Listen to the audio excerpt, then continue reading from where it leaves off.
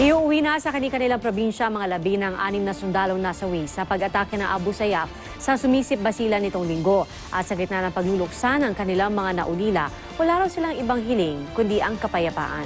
Siniguro naman ng AFP o Armed Forces of the Philippines na patuloy ang pagtugis sa mga nasa likod ng pananambang.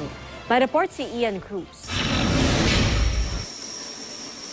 Sa Awang Airport sa Maguindanao na sinalubong ng kanilang mga kaanak ang mga labi ng 5 sa 6 na sundalong nasawi sa pag-atake ng ilang miyembro ng Abu Sayyaf sa sumisip basilan itong linggo. Lahat sila mga residente ng Central Mindanao, 4 mula sa lalawigan ng North Cotabato at 1 mula sa Sultan Kudarat.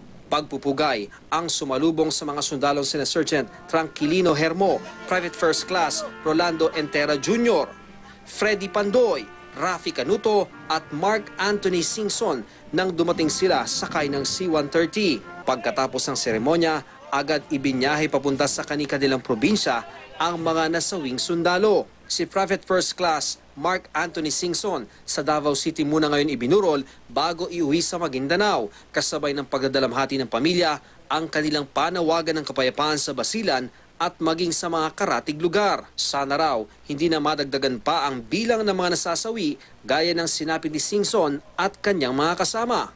Wala pong imposible sa lahat na bagay, lalong-lalo po mapairal ang kapayapaan sa bansang Pilipinas.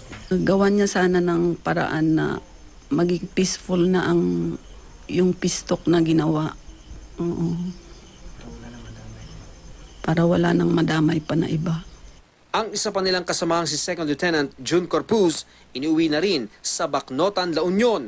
Bago nito, dinala muna ang kanyang labi sa libingan ng mga bayani kung saan siya binigyan ng military honors. 4 na buwan pa lang nakadisil si Corpuz sa basilan na kabilang sa PMA Classic Labdiwa 2014. Binibigay lahat ng gusto pag meron talaga siya. Tas talagang supportive. Binibigyan yung mga kailangan niya. Tapos yung nasa academy pa siya yung nagpapaaral sa.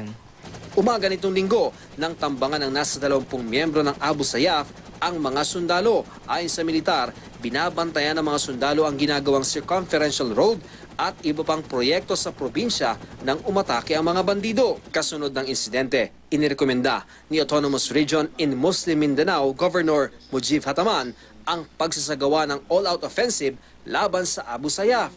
Pero sabi ng militar, pag-aaralan pa nila ito kasabay ng kanilang investigasyon sa nangyari. Nagpadala na ng karagdagang tropa sa basila ng militar.